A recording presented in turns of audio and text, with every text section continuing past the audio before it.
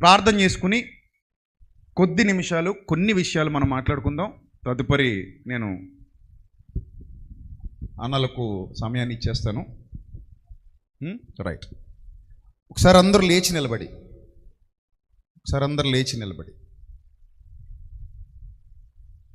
మీ చప్పట్లతో వారికి వందనములు తెలియజేయండి. రైట్. థ్యాంక్ యూ అన్న, మీరిద్దరూ వచ్చి ఈ వేదికను పంచుకున్నందుకు మరొకసారి సంఘం అంతటి తరపున మీకు మా హృదయపూర్వక నిండు వందనములు తెలియజేస్తున్నాం. Thank you so much. Love you both. Thank you. Right. చిన్న ప్రార్థన చేసుకుందాం. అలాగే నిలబడండి. చిన్న ప్రార్థన చేసుకుందాం. ఆ తర్వాత మీరు కూర్చుందరు. కానీ మహాపరిశుద్ధుడైన మా కన్న తండ్రి, మహోన్నతుడ, దయగల దేవ, కృపగల ప్రభువా, మీ పవిత్ర నామానికి స్తుతులు స్తోత్రాలు చెల్లిస్తున్నాం. ఆకాశ మహాకాశములకు సృష్టికర్త, మీ సన్నిధి కాంతి మా మీద ప్రకాశింపజేస్తూ మీ సన్నిధాన వర్తనులుగా మమ్మల్ని నిలువబెట్టి విలువైన మీ జ్ఞానము చేత మమ్మల్ని అభిషేకించి వాడుకుంటున్నందుకు, నడిపిస్తున్నందుకు స్తోత్రం తండ్రి.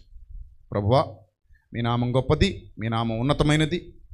మీ నామాన్ని బట్టి మేము ఆనందపడుతున్నాం, సంతోషపడుతున్నాం. ఈరోజు ఈ సన్నిధిలో ఈ అద్భుతమైనటువంటి అవకాశాన్ని మాకు ఇచ్చి ప్రజలందరూ తండ్రి మీ యొక్క సత్యాన్ని ఎరగడానికి తండ్రి మీ పిల్లలమైన మమ్మల్ని అందరినీ ఒక వేదిక మీద జతపరిచినందుకు ఏమిచ్చి మీ రుణం తీర్చుకోగలం తండ్రి.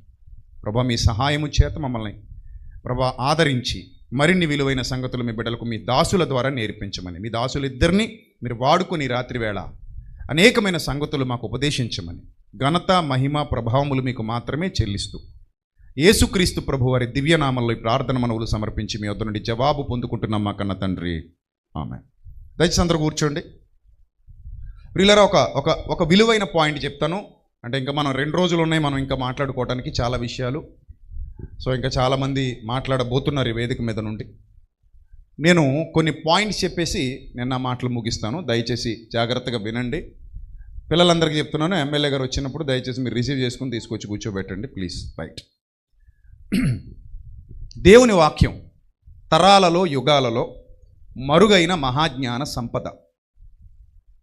చాలామంది ఈ మహాజ్ఞాన సంపదని అర్థం చేసుకునే క్రమంలో అపార్థాల వైపు వెళ్ళారు. అందులో ముఖ్యంగా ప్రపంచంలో చాలామంది ప్రజలు ఉన్నారు.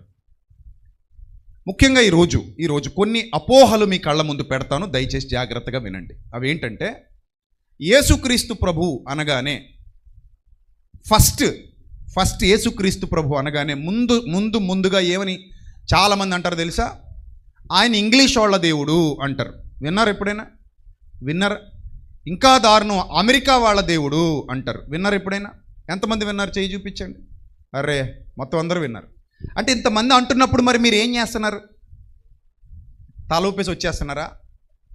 అవునవును, మీరు అన్నట్టు అమెరికా వాళ్ళ దేవుడే, మీరు అన్నట్టు ఇంగ్లీష్ వాళ్ళ దేవుడే అని తలూపేసి వచ్చేస్తున్నారా? ఏమైనా చెప్తున్నారా? ఏం చెప్తున్నారు? ఎస్, ఏం చెప్పాలంటే నిజం చెప్పాలి. యేసుక్రీస్తు అమెరికాలో పుట్టల. యేసుక్రీస్తు అమెరికాలో పుట్టల. ఆయన అమెరికా వాళ్ళకే దేవుడు కాదు, ఆయన జపాన్ వాళ్ళకే ప్రభువు కాదు. అసలు యేసుక్రీస్తు గురించి మాట్లాడితే, యేసుక్రీస్తు వెలుగునిచ్చే సూర్యుడు అని బైబిల్ చెబుతోంది. నీతి సూర్యుడు, ప్రపంచం కొరకు ఉదయించిన నీతి సూర్యుడు. ఆ నీతి సూర్యుడైన యేసుక్రీస్తు ప్రపంచ మధ్య భాగంలో ఇజ్రాయెల్ అనే ప్రాంతంలో ఆవిర్భవించటం జరిగింది. అంటే ఈ భూమి మీద అడుగు పెట్టడం జరిగింది. ఈ భూమి మీద అడుగు పెట్టడానికి ఆయన ఎంచుకున్న ప్రాంతం అది. ఇప్పుడు మీకు పాయింట్ చెప్తాను. ప్రపంచంలో మహానుభావులు చాలామంది ఉన్నారు. ప్రపంచం అంతా తెలిసిన మహానుభావులు చాలామంది ఉన్నారు. వాళ్ళు ఏదో ఒక ప్రాంతానికి ల్యాండ్ అవ్వాలి. మన జాతి పిత ఎవరు? మహాత్మా గాంధీ. రైటా? రైట్. మీ ఊళ్ళో పుట్టాడేటి? మరి మీ రాష్ట్రంలో పుట్టాడా? మరి మీ జిల్లాలో పుట్టాడా? మరి మీ జిల్లాలో పుట్టని, మీ మండలంలో పుట్టని, మీ రాష్ట్రంలో పుట్టని, మీ భాషలో పుట్టని వ్యక్తిని జాతి పితగా ఎలా గౌరవిస్తున్నామని ఎవరైనా అంటే ఏమని సమాధానం చెబుతాం? వెంటనే ఏమంటాం? మా దేశంలో పుట్టాడు అంటాం. ఏమంటాం? మా దేశం. గట్టిగా మాట్లాడితే ఏమంటాం? మా దేశం. గుజరాత్లోని పోరుబందరులో జన్మించాడు. ఎవరు? మహాత్మా గాంధీ, మోహన్ దాస్ కరమ్చంద్ గాంధీ, మహాత్మా గాంధీ. అక్కడ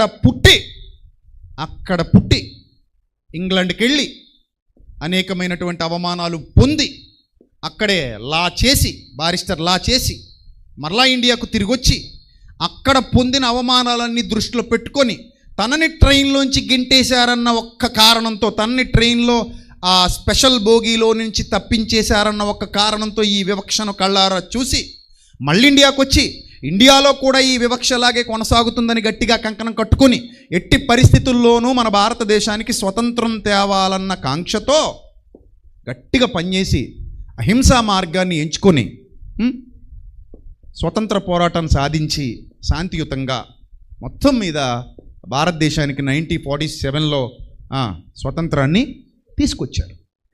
ఆయనతో పాటు చాలామంది కలిసి కష్టపడటం వల్ల, వారు చేసిన కృషి వల్ల భారతదేశం మొత్తానికి ఏమొచ్చింది? స్వతంత్రం వచ్చింది. అందుకని భారతదేశం మొత్తం ఆయన ఏమని గౌరవిస్తోంది? మా జాతికి తండ్రి. పిత అంటే అర్థం ఏంటి? తండ్రి. అందుకే ప్రతి నోటు మీద ఆయన బొమ్మ ఉంది. ఉందా లేదా? 10 రూపాయలు మొదలుకొని నిన్న మొన్న రద్దు చేసినటువంటి 2000 వరకు, ఇప్పుడు లేదులేండి, 2000 వరకు ఎవరు బొమ్మ వేసాం? గాంధీ తాత బొమ్మ వేసాం, గౌరవించాం. సో దాని అర్థం ఏంటంటే, ఇక్కడ ఒక దేశం అన్నప్పుడు ఒక దేశం మొత్తం భాషలకు అతీతంగా, నార్త్ కానీ సౌత్ కానీ భాషలకు అతీతంగా గాంధీ మహాత్ముడిని గౌరవించినప్పుడు ఆయన ఎక్కడ ల్యాండ్ అయ్యాడు అనే ప్రశ్న ఎప్పటికీ మనకు లేదు. అక్టోబర్ 2 గాంధీ జయంతి తెలుగువారు జరుపుకుంటారు, తమిళవారు జరుపుకుంటారు, మలయాళీలు జరుపుకుంటారు, కన్నడిగులు జరుపుకుంటారు, నార్త్లో ఉన్నటువంటి వాళ్ళందరూ జరుపుకుంటారు. ఒక్కో రాష్ట్రంలో ఒక్కో కల్చర్ ఉంటుంది. పంజాబ్ కల్చర్ వేరు, బీహార్ కల్చర్ వేరు, అరుణాచల్ ప్రదేశ్ కల్చర్ వేరు, మొన్న జరిగిన సంఘటనలో మణిపూర్ కల్చర్ వేరు. ఇలా నార్త్లో కూడా రకరకాల కల్చర్స్ ఉంటాయి. రాజస్థాన్ కల్చర్ వేరు. అయినా కూడా అన్ని కల్చర్స్ కలిసి అక్టోబర్ 2 గాంధీ జయంతి, గాంధీ గారు మా అందరికీ ఏమంటున్నాం? పితా అని గౌరవిస్తున్నాం. రైట్. మరి అలాంటప్పుడు ఒక వ్యక్తికి దేశంలోని రాష్ట్రాలకు, దేశంలోని ఆయా భిన్న మతాలకు, దేశంలోని ఆయా భిన్న జాతులకు, ఆయా భిన్న ప్రాంతాలకు, వర్గాలకు సంబంధం లేకుండా ఒక వ్యక్తి జాతి పిత అయినప్పుడు, సర్వోన్నతుడైన దేవుని కుమారుడు పరలోకం నుంచి భూలోకానికి శరీరధారిగా ల్యాండ్ అవ్వాల్సి వచ్చినప్పుడు అన్ని దేశాలలో ల్యాండ్ అవటం వీలు పడుతుందా? వీలు పడదు. ఒకవేళ ఈ క్రైటీరియా ప్రకారంగా మాట్లాడదలిస్తే వేరే దేశంలో పుట్టిన ఆయన మన దేశానికి దేవుడుగాడు అని ఒకవేళ ఎవరైనా మూర్ఖంగా మాట్లాడితే నేను అంటాను, మన దేశంలో పుట్టిన వారు మరి ఇతర దేశాలకు కూడా దేవుళ్ళు కారని వాళ్ళు అంటారుగా. ఈ ఊరికి ఆ ఊరు ఎంత దూరమో ఆ ఊరికి ఈ ఊరు కూడా అంతే దూరంగా. మరి అప్పుడు దాన్ని యాక్సెప్ట్ చేయగలిగే గుండె ధైర్యం మనకుందా? లేదు. ఆ మధ్య కాకినాడలో ఒక ఆయన అన్నారు, ఒక స్వామీజీ, ఇక్కడ సిమ్ములు ఇక్కడే పనిచేస్తాయట, అక్కడ సిమ్ములు అక్కడే పనిచేస్తాయట, అక్కడ సిమ్ములు ఇక్కడ పనిచేయవట, ఇక్కడ సిమ్ములు అక్కడ పనిచేయవట. ఆయనకి తెలియని విషయం ఏంటంటే యూనివర్సల్ సిమ్ములు కూడా ఉన్నాయి. ఇంటర్నేషనల్ రోమింగ్ అని ఒకటి ఉంటుంది. ఆ ఇంటర్నేషనల్ రోమింగ్ యాక్టివేట్ చేసుకుంటే నీ సిమ్ము ఏ దేశానికి వెళ్ళినా పనిచేస్తుంది బిడ్డ. ఆయన ఇంటర్నేషనల్ బిడ్డ, నాట్ నేషనల్. ఆయన ఎవరు? ఇంటర్నేషనల్. సో కాబట్టి ఆయన ల్యాండ్ అవ్వాల్సిన చోట ల్యాండ్ అయ్యాడు ప్రవచనానుసారంగా. అదే ప్రవచనాల్లో బెత్లెహేమని లేకుండా బలభద్రపురం ఉందనుకోండి, ఇక్కడే పుట్టేవాడు యేసు ప్రభు. అదే లేఖనాల్లో బెత్లెహేమని లేకుండా హైదరాబాద్ అని ఉందనుకోండి, యేసు ప్రభు ఎక్కడికి వచ్చేవాడు? హైదరాబాద్కి వచ్చేవాడు, హైదరాబాద్లో ల్యాండ్ అయ్యేవాడు. సో కాబట్టి ఆయన ఎక్కడ ల్యాండ్ అయ్యాడు అనేది ముఖ్యం కాదు, ఏం చేశాడు అనేది ముఖ్యం. ఎక్కడ ల్యాండ్ అయ్యాడు అనేది ముఖ్యం కాదు, ఏం చేశాడు, ఎందుకు వచ్చాడు అనేది ముఖ్యం. సో కాబట్టి ఆయన అమెరికా వాళ్ళ దేవుడు అంటే అది చాలా ఏంటది? అబద్ధం. అది అబద్ధం. అలాంటి మాటలు మనం వినొద్దు, అలాంటి మాటలు మనం పట్టించుకోవద్దు.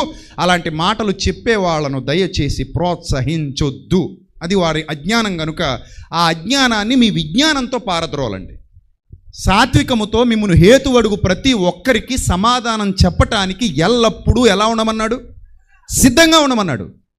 పేతురు చెప్తాడు చాలా ధైర్యంగా, సాత్వికంతో మిమ్మల్ని హేతు అడిగే ప్రతి ఒక్కడికి సమాధానం చెప్పడానికి ఎల్లప్పుడూ ఎవరిడి బ్యాటరీలా ఉండాలి, సిద్ధంగా ఉండాలి ఓ క్రైస్తవుడా అని దైవ గ్రంథం సాక్షాత్తు సెలవిస్తోంది. అలాగే గాంధీ గారు తన ఆటోబయోగ్రఫీలో రాసినటువంటి విషయం కూడా మీకు గుర్తు చేస్తున్నాను. కొండ మీద ప్రసంగం, మత్తయి సువార్తలో 5వ అధ్యాయంలో ఏదైతే ప్రసంగం రాయబడిందో కొండ మీద ప్రసంగం, ఈ కొండ మీద ప్రసంగం మనసు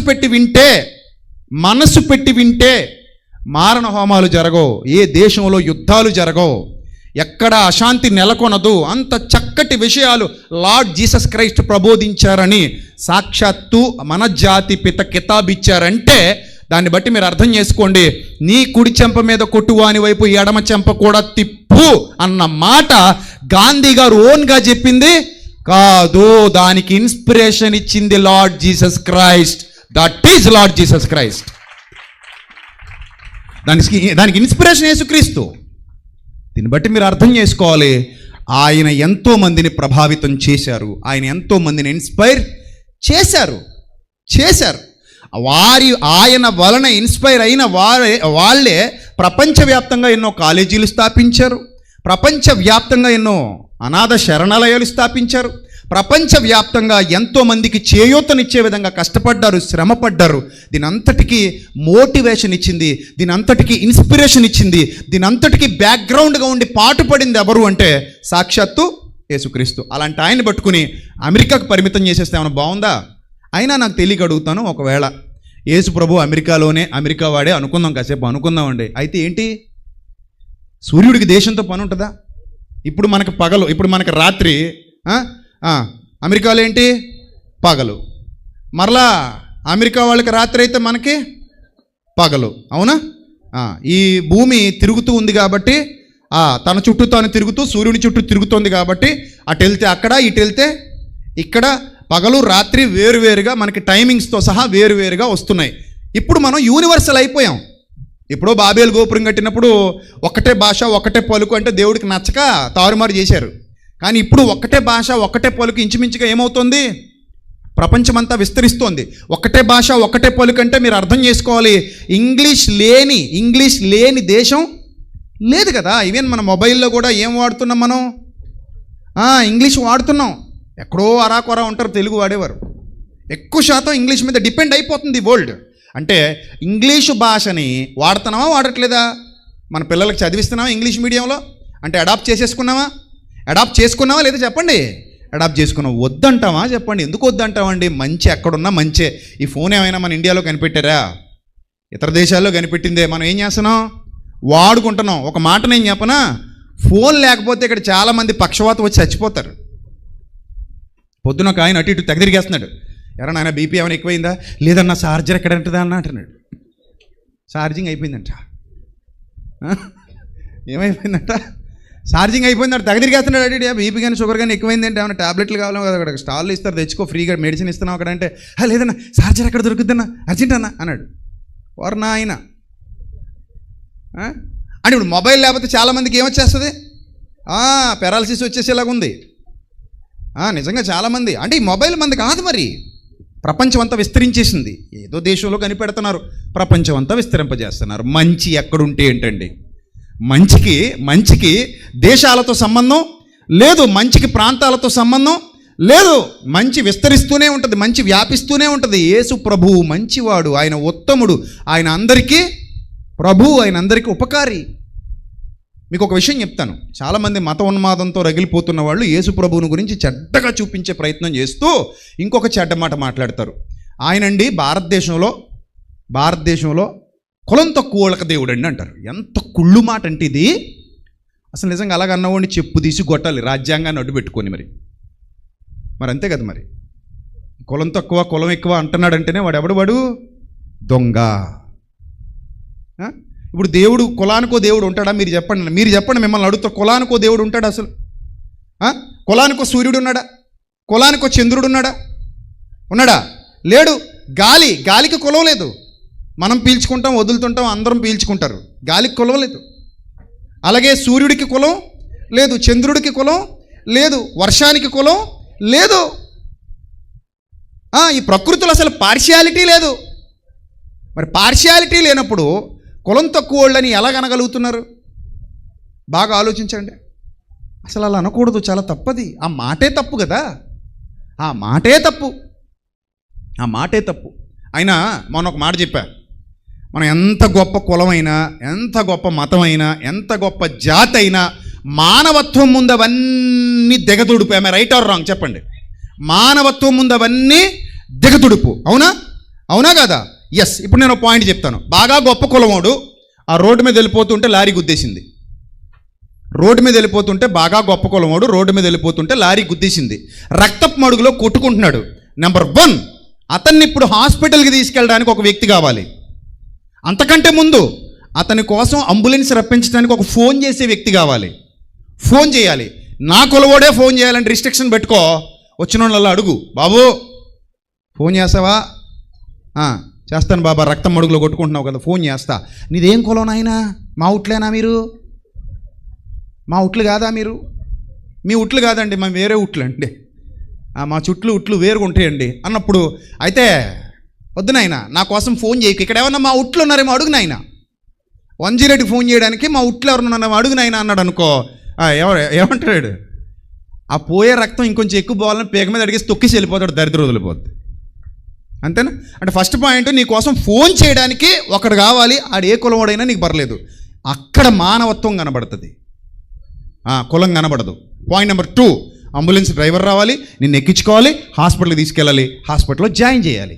అక్కడ కులం కనబడదు. అక్కడ అసలు సిసలైంది నర్సులు, కాంపౌండర్లు. మన కులమేనేటి? వాళ్ళ ముందు రావాలి. డాక్టర్ రాడు ముందు, ఎవరు వస్తారు? నర్సులు వస్తారు. వాళ్ళు వచ్చి చూస్తారు, చూసి అసలు ఇష్యూ ఎంతవరకు జరిగింది, సీరియస్నెస్ ఎంతవరకు ఉంది, పర్లేదా, చస్తాడా, బతుకుతాడా, డాక్టర్ గారికి ఫోన్ చేయాలా, మనం ఏమైనా ఫస్ట్ ఎయిడ్ చేయగలమా, ఇవన్నీ ఆలోచించిన తర్వాత అప్పుడు కదా లోపలికి షిఫ్ట్ చేస్తారు. ఐసీయూలో పెట్టాలా, మామూలు వార్డులో పెట్టాలా, ఆపరేషన్ థియేటర్ తీసుకుపోవాలా, స్ప్రోలో ఉన్నాడా లేదా, అసలు ఏ ఇంజక్షన్ ఇవ్వాలి, ఏ ట్యాబ్లెట్ ఇవ్వాలి, వీళ్ళకి ఆల్రెడీ ఒక ఐడియా ఉంటుంది. ఎందుకంటే రోజు ఇలాంటి కార్యక్రమాలు తెగ చూస్తుంటారు. వాళ్ళు మనకు కొత్త, వాళ్ళకి కొత్త కాదు, వాళ్ళకి పాతే కదా. సరే, ఇప్పుడు వాళ్ళు మన కులం వాళ్ళు అయి ఉండాలి. అవుతుందా? అవ్వదు. రెండోది, ఇప్పుడు డాక్టర్ గారు వచ్చి వైద్యం చేయాలి నీకు. మీ కులం డాక్టరే ఉండాలా? చెప్పండి, మీ కులం డాక్టరే ఉండాలా? డాక్టర్ కులం ఉందా? ఇప్పుడు తెల్ల కోటుకి స్టెతస్కోప్కి ఏమీ లేదు, కులం లేదు. ప్రతి గుండె చప్పుడు ఆ స్టెతస్కోప్ వింటదే, ప్రతి మనిషి శరీరాన్ని ఆ తెల్లకోటు పరీక్షిస్తుంది. That is doctor. ఇది నీకు అర్థమైతే పరమవైద్యుడికి ఎక్కడుందబ్బా కులం? పరమవైద్యుడికి ఎక్కడుంది కులం? ఏ కులమోడైనా పరమవైద్యుడి దగ్గరికి వెళ్ళొచ్చు. ఆయన హృదయాన్ని బాగు చేసే వైద్యుడని సమాజానికి ఎలుగెత్తి చాటి చెప్పు.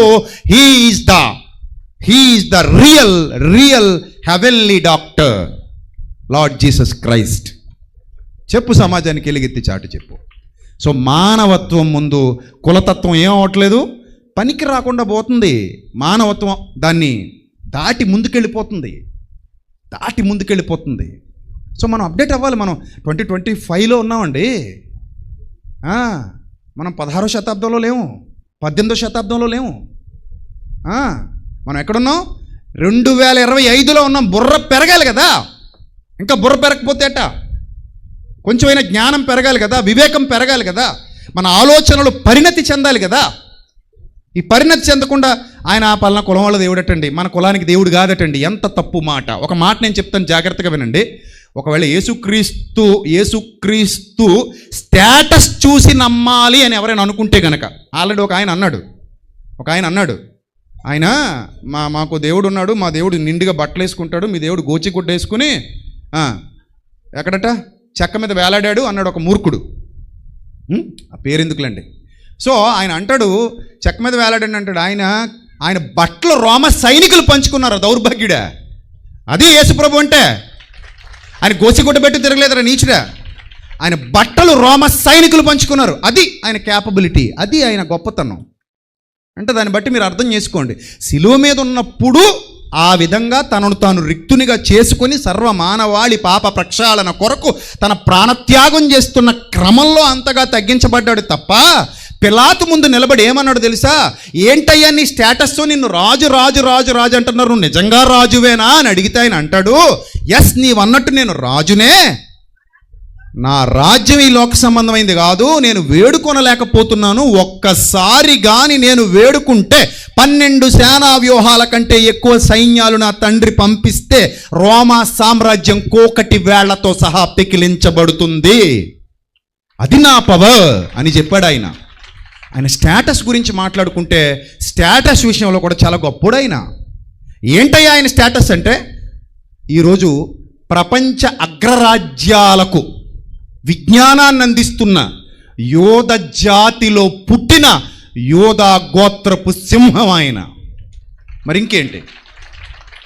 ఇంకేంటి ఆ మధ్య మన ప్రధానమంత్రి గారు పొగిడారు వాళ్ళ విజ్ఞానాన్ని గురించి. ఆ మధ్య తెలంగాణలో ఒక హయ్యర్ పోలీస్ అఫీషియల్ ఒక ఆయన పొగిడారు వాళ్ళ విజ్ఞానం గురించి. ప్రపంచంలో చాలామంది శాస్త్రవేత్తలు ఉన్నారే, ఇప్పుడు నాకు చూపించడానికి టైం లేదు, స్క్రీన్ మీద చూపించడం మొదలు పెడితే ఆ యోధ జాతిలో పుట్టినటువంటి శాస్త్రవేత్తలు ఇదిగో ఇంతమంది ఉన్నారు. వాళ్ళు నోబెల్ బహుమతులు కూడా పొందారు. ఇంతమంది శాస్త్రవేత్తలు ఉన్నారు. కాబట్టి ఇక్కడ జాతులు, కులాలు, మతాలు మాట్లాడకయ్యా. ప్రపంచీకరణ, ఇదేంటిది ప్రపంచీకరణ. అక్కడెక్కడో కనిపెట్టబడిన మందులు మనం వాడుకుంటున్నాం. అసలు మనం ఈరోజు ఇంత లైటింగ్ పెట్టుకున్నాం, మనం ఇంత లైటింగ్.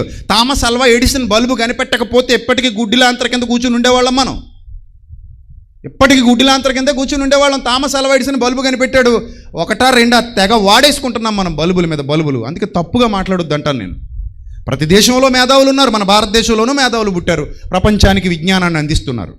ప్రతి దేశంలోనూ శాస్త్రవేత్తలు ఉన్నారు, ప్రతి దేశంలోనూ గొప్పవాళ్ళు ఉన్నారు. దీన్ని మతంతో లింక్ పెట్టకూడదు. మత ఛాందసవాదం మనకి పనికి రాదు. మనకు అందరు కావాలి, మనం అందరిని ప్రేమించాలి. అందుకే యేసుక్రీస్తు ప్రభువు కూడా అందరికీ ప్రేమను పంచాడు. మానవత్వానికి పరాకాష్ట, దైవత్వానికి పరాకాష్ట కంటే పరాకాష్ట. ఆయన అంత గొప్ప దైవత్వాన్ని రుచి చూపించాడు.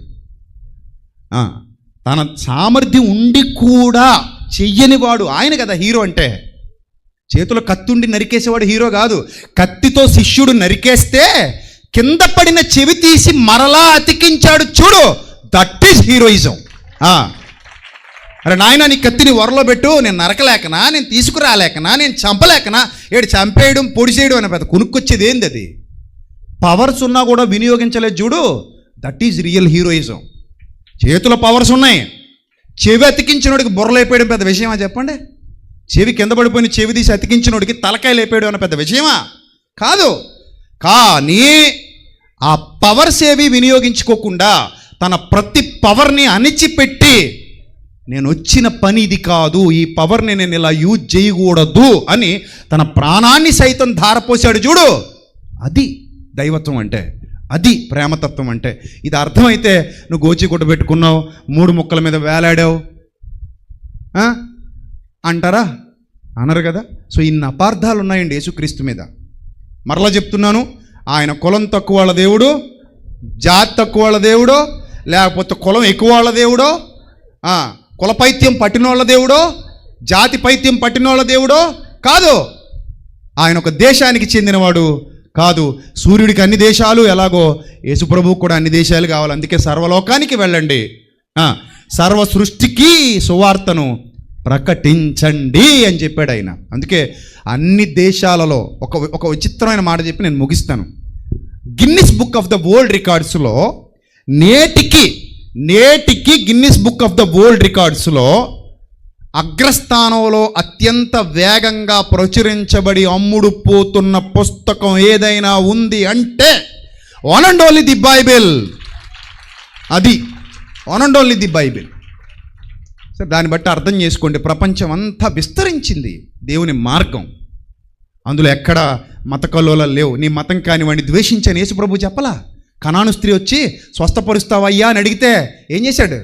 ఇశ్రాయేలీయులకు బుద్ధి చెప్పడానికి అన్నాడు, పిల్లలకు వేయినది కుక్క పిల్లలకు వేయటం న్యాయమా అంటే ఆవిడ ఇంకా తగ్గిపోయి, ఈయనకంటే తగ్గిపోయి పరీక్షలో పాస్ అవుతుంది. ఆయన పరీక్ష పెట్టాడు, ఇవిడ పరీక్షలో పాస్ అవుతుంది. ఏమంటుంది?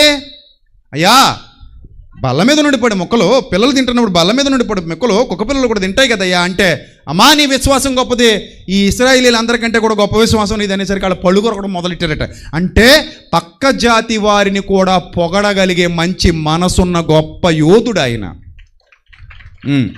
యూదులకి ఎవరికి ఆ బుద్ధి ఉండదు, పక్కోళ్ళని పొగడరాళ్ళు, సమరయుల్ని చీపుగా చూస్తారు, సమరయులతో భోజనం చేయరు. కానీ పక్క ఆవిడ్ని కూడా, పక్క జాతి ఆవిడ్ని కూడా ఎవరైతే తక్కువ అని అందరితో అనిపించుకుని వాళ్ళను కూడా పొగడగలిగే సామర్థ్యం ఉన్నవాడు ఎవరు? యేసుక్రీస్తు. కాబట్టి మరలా చెప్తున్నా, మొదటిది ఆయన ఒక దేశానికి చెందినోడు కాదు, రెండోది ఆయన ఒక కులానికి చెందినోడు కాదు, మూడోది ఆయన ఒక మతానికి చెందినోడు కాదు, ఒక మతానికి చెందినోడు కూడా కాదు. ప్రపంచానికి అవసరమైన జ్ఞానాన్ని అందించడానికి పరలోకం నుండి ఈ లోకానికి వచ్చి తన ప్రేమను చూపించి నిన్ను వలె నీ పొరుగువాడిని ప్రేమించు ఫస్ట్ చెప్పాడు. నిన్ను వలె నీ పొరుగువాడిని ప్రేమించు ఫస్ట్ చెప్పాడు. World first sentence, world first sentence రాసి పెట్టుకోండి కావాలంటే. ది వరల్డ్ ఫస్ట్ సెంటెన్స్, నిన్ను వలె నీ పొరుగువాడిని ప్రేమించు. యేసు ప్రభు వారి డైలాగ్ అది, వన్ అండ్ ఓన్లీ. యేసు ప్రభు వారి వన్ అండ్ ఓన్లీ స్టేట్మెంట్ అది, నిన్ను వలె నీ పొరుగు వారిని ప్రేమించు. ఎవరు చెప్పలా? ఎవ్వరు చెప్పలా. మరొక మాట, ఒక మనిషి పాపం చేస్తే నరికేయాలి, చంపేయాలి, పొడి చేయాలి, అది తప్ప ఏమీ లేదు. ప్రపంచ చట్టాలన్నీ అవే నేర్చుకున్నాయి. నాటి అనాగరిక చట్టాల నుంచి నేటి ఆధునిక చట్టాల వరకు మనిషికి క్షమాభిక్ష కూడా పెట్టి చచ్చిపోకుండా మారడానికి మరో అవకాశం ఇవ్వచ్చు అనే దానికి మొట్టమొదట పునాది వేసింది the Lord Jesus Christ first in the history. కావాలంటే వెతుక్కోండి. First in the history the Lord Jesus Christ. ఇంతకంటే ఏం చెప్పాలి నేను? ఇంతకంటే ఏం చెప్పాలి నేను? అంత గొప్ప యోధుడు ఆయన పట్టుకొని చులకనగా మాట్లాడడం, చీపుగా మాట్లాడడం, తప్పుగా మాట్లాడడం తప్పు కదా. సోషల్ మీడియా ఉంది కదా అని నోటుకొచ్చినట్టు మాట్లాడడం తప్పు కదా, తప్పా కాదా? ఆయనలో ఏమైనా పోనీ ఒక మాట చెప్పేసి నేను క్లోజ్ చేసేస్తాను, అయిపోయింది, నా టైం అయిపోయింది. అందరి ఎదుట బాహాటంగా నేను ఒక మాట చెప్తున్నాను. యేసు ప్రభువు వద్దు, మనకి వ్యతిరేకిద్దాం. ఆయన్ని నమ్ముతానన్న వాడిని కూడా వ్యతిరేకిద్దాం, ఆయన గురించి మాట్లాడేవాడిని కూడా వ్యతిరేకిద్దాం అని ఒకవేళ ఎవరైనా అంటే గనక వాళ్ళందరికీ నేను విసిరే ఛాలెంజ్ ఒకటే, ఏంటంటే ఈ కారణం చేత, ఈ మచ్చ ఉండడం చేత, ఈ తప్పుడు బతకటం చేత, ఈ తప్పుడు పని చేయడం చేత, లేదా ఈ తప్పుడు సందేశాన్ని సమాజానికి ఇవ్వడం చేత ఆయన మన దేశానికి వద్దు, ఏ దేశానికి వద్దు, నిషేధింపబడిన వాడని ఎవడైనా ఈ ఆరిన నేల మీద అనగలిగితే నాకు యేసుక్రీస్తు వద్దు, నాకే కదా, ఎవరికి వద్దు, ఎవరికి వద్దు. ఎవరన్నా అనగలరా? నాలో పాపం ఉన్నదని మీలో ఎవడు స్థాపించగలడని పబ్లిక్లో నిలబడి ఛాలెంజ్ చేసినటువంటి మహా గొప్ప రక్షకుడు. క్యారెక్టర్కి నిలువెత్తు నిర్వచనం యేసుక్రీస్తు. క్యారెక్టర్కి నిలువెత్తు నిర్వచనం. ఒక మంచి యవన దశలో ఎన్టీ రామారావు గారి పాట మీ అందరికీ చెప్పాను, మొన్న కూడా చెప్పాను. ఎన్టీ రామారావు గారి పాట, అది సినిమా పేరు నేరం నాది కాదు ఆకలిది. ఎస్, మంచి తెలివైనండి మీరు. నేరం నాది కాదు ఆకలిది. అందులో ఒక పాట ఉంది, ఎన్టీ రామారావు గారు ప్రభను నిలబెట్టి అందరూ కొడుతుంటే ఎప్పుడో ఎన్టీ రామారావు గారు పాడిన పాట. ఏమంటాడు ఆయన? మీలో పాపం చెయ్యని వాడు ఎవడో చెప్పండి. ఘంటసాల గారు పాడారేమో అది, మరి ఎవరు కేవి మహాదేవన్ పాడారో మనకు తెలీదు. మీలో పాపం చెయ్యని వాడు ఎవడో చెప్పండి అన్నాడు ఆయన. అన్నాడా? అది ఎవరిని కాపీ కొట్టారు మీరు చెప్పండి. ఎవరిని కాపీ కొట్టారు? యేసు ప్రభువుని కాపీ కొట్టారు. సినిమా హిట్ అయిందా? అవ్వలేదా? అయ్యింది. డబ్బులు వచ్చినాయి రాలేదా? బోధమే వచ్చినాయి. సీన్ పండిందా? పండలేదా? పండింది. అక్కడంత బాగా పండింది సీన్ అని సప్పట్లు కొట్టిన మహానుభావులారా, ఆ సీను తెర మీద పండడం కాదు, ఆ సీను తెర మీద పండడం కాదు, ఆ సీను నిజంగా చరిత్రలో పండింది. మరి దాని గొట్టమేటి చప్పట్లు? తెర మీద పండితేనే ఓ కొట్టావు చప్పట్లు. ఆ తెర మీద పండడానికి చరిత్రలో పండించిన మహానుభావుడు ఒక ఆయన ఉన్నాడు, the first, world first. Garikapati Narasimha Rao garu కూడా ఆ విషయాన్ని మాట్లాడారు. మీకు తెలుసు ఆ సంగతి, సోషల్ మీడియాలో చాలామంది షేర్ చేశారు గరికపాటి వారు మాట్లాడిన మాటలు. ఆయన చాలా మంచిగా మాట్లాడుతుంటారు గరికపాటి వారు. సో ఆయన మాట్లాడారు ఏమనంటే, ఒక స్త్రీ వచ్చినప్పుడు ఆ స్త్రీ మీలో పాపం చేయని వాడు ఎవడున్నాడో మొదట రాయండి. అసలు ఎవరికైనా వస్తాయి థాట్స్, అసలు ఎవరికైనా వస్తాయి థాట్స్. పలానా ఆమె విచారణలో దొరికేసింది, ప్రతోడు నీతిమంతుడు అయిపోతాడు. ఇప్పుడు వీడు ఎదవైనా కూడా మంచిగా మాట్లాడుతుంటాడు, బయటకు వచ్చి పెద్ద మనిషిలాగా బిల్డప్లు ఇస్తుంటాడు. ఏమంటాడు? అర్రే అంత పని చేసావా దుర్మార్గురాలా అంటాడు. ఇది కూడా దొరికితే దొంగే. ఏమంటాడు? దుర్మార్గురాలా, అంత పని చేసావా, కొట్టి చంపేయండి దీన్ని అంటాడు. అలా కొట్టి చంపేయడానికి రెడీ అయిపోయారట, రాళ్ళు తీసుకొని వచ్చారట. ఆ సిచ్యువేషన్లో ట్విస్ట్ ఇవ్వడం ఎవడి వల్ల కాదు, ఆయన ఒక్కడి వల్లే సాధ్యం. నేల మీద కూర్చుని ఏమో రాయిచుండను, ఏమి రాయిచుండను ఆయనకి తప్ప ఎవడికి తెలీదు, రాసిన ఆయనకు కూడా తెలియదు, అందుకే ఏమో రాయిచుండని రాశాడు. రాసిన యోహాన్ గారికి తెలిసి ఉంటే ఏం చెప్తుడు, మనకి ఇలా రాస్తున్నాడని చెప్తుడు. ఆయన కూడా తెలియకే ఏమని చెప్పి రాశాడు అందులో, ఏమో రాయిచుండను. యోహాను కూడా తెలియదంట పాపం. ఏమో రాయిచుండను తెలియకుండానే రాసి ఉంటాడు, ఎందుకని కొత్త భాషలో రాసి ఉంటాడు, ఎందుకనే మంచిదని. వాళ్ళని కూడా కన్ఫ్యూజ్ చేయాలి కదా. అరే నా గురించి కానీ రాస్తున్నాడు అంటావా, ఏదో నా గురించే రాసి ఉంటాడు, మొన్న ఏదో చిలిప్ పని చేసాం కదా కానీ రాసేస్తున్నాడేమో అని అనుకుని ఉంటాడు. మొత్తం మీద ఏమో రాయిచుండెను. రాసిన తర్వాత కనులెత్తి చూసి, అరే నాయన ఏంది కథ పంచాయతీ, ప్రభువా ఈమె వ్యభిచారము చేస్తుండగా పట్టుబడింది.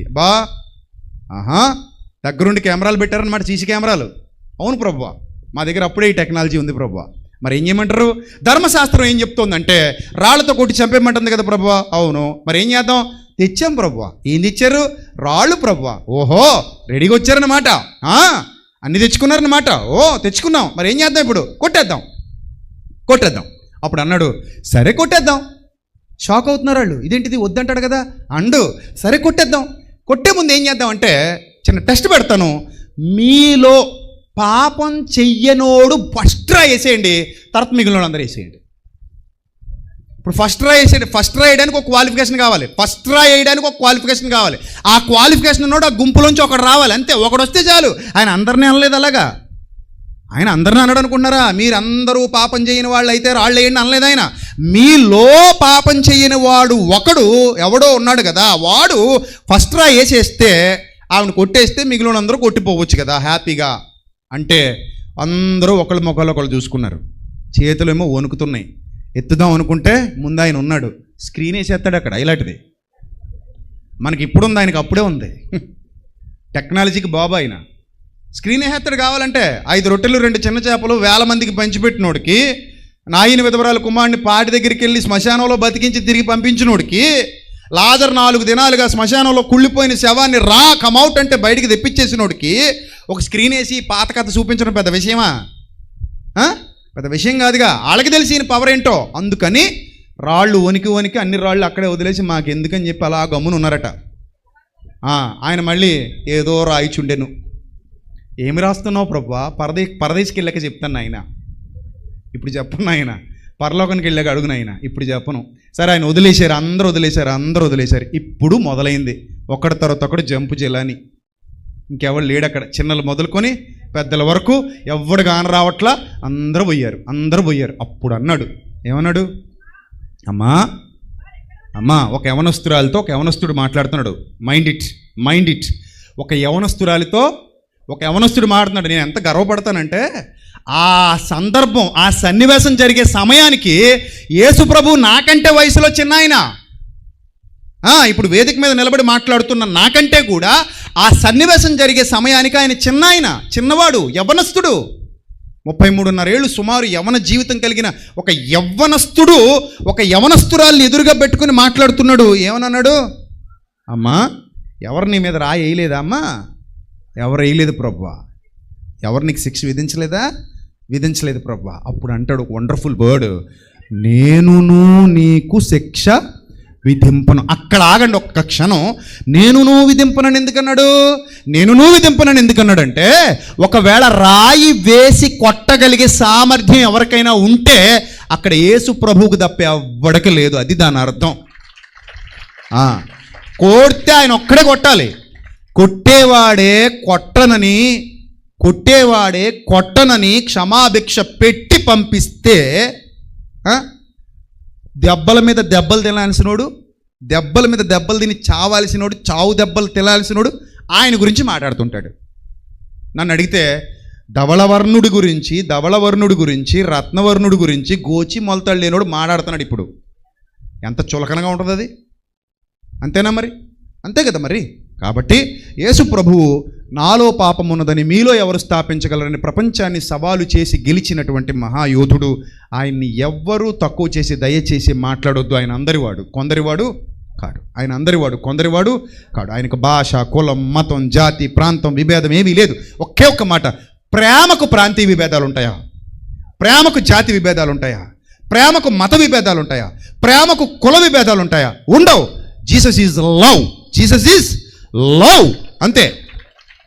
దేవుని కుమారుడు యేసుక్రీస్తు ప్రేమయ్యి ఉన్నాడు. కాబట్టి ఆ ప్రేమను స్వీకరించిన వాడికి ఆయన ఏంటో అర్థమవుతుంది. ఆ ప్రేమను ఆస్వాదించిన వాడికి ఆయన గొప్పతనం ఏంటో అర్థమవుతుంది. ఆయన ఔన్నత్యం ఏంటో అర్థమవుతుంది. ఆయన మహత్యం ఏంటో అర్థమవుతుంది. ఆయన హృదయంలోకి వస్తే ఏం జరుగుతుందో అర్థమవుతుంది. ఆయన హృదయంలోకి వస్తే అలాంటి వెలుగులు మన హృదయంలో ప్రసరిస్తాయో అర్థమవుతుంది. అది అర్థమైన వాడు ఎవ్వడు క్రీస్తును దూరం చేసుకోడు. ఆయన గురించి తప్పుగా ఒక్క మాట కూడా మాట్లాడడు. కాబట్టి ఈ విషయాల మీద మీకు స్పష్టత వచ్చిందని అనిపిస్తోంది అనుకుంటున్నాను. గనుక ఎవరు హేతు అడిగినా సాత్వికంతో సమాధానం చెప్పడానికి ఎల్లప్పుడూ మీరందరూ సిద్ధంగా ఉండి తీరాలి. ఉంటానన్న వాళ్ళు దేవునికి స్తోత్రం, దేవునికి మహిమ కలుగునుగాక. ఎస్, ఉంటానన్న వాళ్ళు చేయి చూపించండి. అద్ది ఉండండి. నోరు మూసుకొని కూర్చోకండి. ఎప్పుడైతే మీరు నోరు మూసుకొని కూర్చుంటారో శవాలతో సమానం. జీవిస్తున్నావన్న పేరుందిగా. పేరున్నప్పుడు నిజం మాట్లాడడానికి, సత్యం మాట్లాడడానికి ఎప్పుడూ వెనకడుగు వేయాల్సిన అవసరత లేదు. అబద్ధం చెప్పడానికి ఆయాసపడు, నిజం చెప్పడానికి ధైర్యంగా ముందుకు అడిగేయి. అలాంటి ధన్యకరమైన స్థితిలో మీరు అందరూ ఉండాలని కోరుకుంటూ నా మాటలు ముగిస్తున్నాను. తలలు వంచండి, చిన్న ప్రార్థన చేసుకుందాం. మహాపరిశుద్ధుడు అయిన మా కన్న తండ్రి, మహోన్నతుడ, దయగల దేవ, ఇంత గొప్ప వేదిక మీద మీ బిడ్డలుగా మేమందరము సత్యమును నేర్చుకోవడానికి మీరు మాకు ఇచ్చినటువంటి ఘనమైన అవకాశాన్ని బట్టి స్తోత్రం తండ్రి. మీ కుమారుని గూర్చిన నీతి సువార్తను కొద్ది నిమిషాలు మీ పిల్లలకు ప్రకటించడానికి మీరు ఇచ్చినటువంటి అవకాశాన్ని బట్టి స్తోత్రం తండ్రి. ప్రభువా, నా తర్వాత మీ బిడ్డలిద్దరూ, మీ సేవకులిద్దరూ ఇంకా ఘనమైన పరిచర్య ఈ వేదిక మీద నుండి చేయబోతున్నారు. గనుక వారి ఇరువురిని మీరు దీవించండి, ఆశీర్వదించండి. మీ ఆత్మశక్తి చేత బలపరచండి, జ్ఞాన వివేకములు దయచేయండి. మీ సన్నిధి కాంతి వారి మీద ప్రకాశింపజేసి వారి ముఖాంతరాలలో నుండి మా అందరితో మాట్లాడమని తండ్రి, రాబోతున్నటువంటి దైవజనులను, రాబోతున్నటువంటి నాయకులను త్వరగా తీసుకుని వచ్చి ఈ కార్యక్రమాన్ని ఘనంగా జరిగించమని, ఘనత, మహిమ, ప్రభావములు మీకు మాత్రమే చెల్లిస్తూ యేసుక్రీస్తు ప్రభు వారి దివ్యనామంలో ఈ ప్రార్థన మనవులు సమర్పించి మీ వద్ద నుండి జవాబు పొందుకుంటున్నాం మా కన్న తండ్రి. ఆమేన్. అందరికీ వందనాలు. May Lord bless you all, love you all. Thank you. God bless you. Thank you.